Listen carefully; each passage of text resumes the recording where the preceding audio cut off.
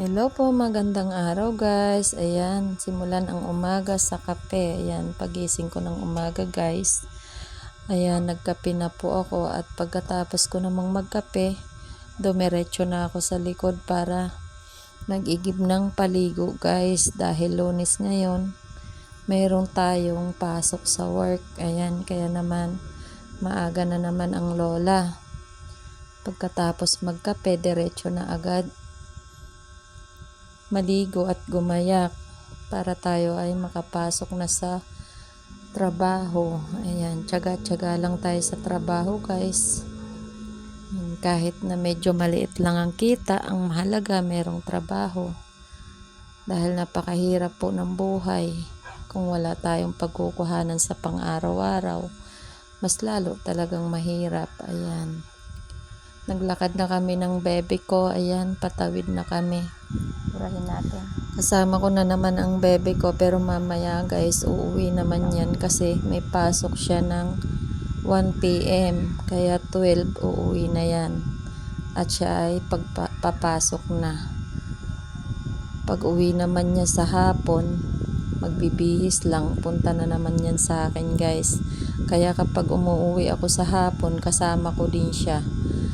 Baka po akala ng ibang nakakapanood hindi nag-aaral ang aking apo at lagi ko na lang kasama sa trabaho. Hindi po. Pumupunta lang po siya sa hapon pagdating niya galing sa school kapag may pasok. Ayan, medyo madami po tayong trabaho ngayon kasi nga Monday, ilang araw kaming walang pasok.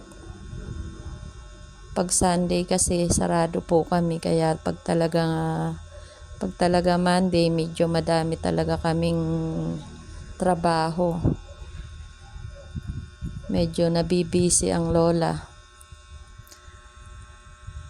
Ayan po, share ko lang po meron yun sa mga nagpi-personal message sa akin na humihingi ng konting share, ganun na kailangan daw ng pampagamot ng anak, ganyan-ganyan.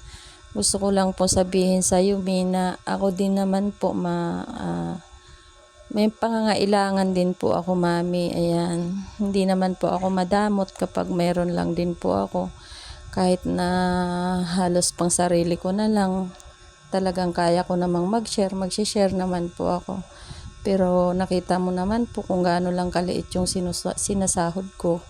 Konti lang po yung sinasahod ko dito, nagtitiyaga lang ako kasi nga ang hirap kaya ng walang trabaho. Sa pagko-content naman po, wala pa naman po akong sinasahod. Ayan, lagi ko naman po sinasabi yan na 1 year na po ako sa mundo ni Boss M, ni Boss Meta, pero wala pa po akong sinasahod. Ayan, baka kasi akala ng iba nagdadamot lang ako. Ayan, di po ako madamot na tao. Alam po yan ng mga nakakakilala sa akin. Ayan.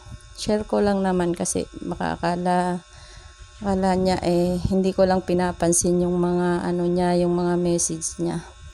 Ayan po. Sa part po na to, hapon na to guys. Ayan, naglilinis na naman ang Inday.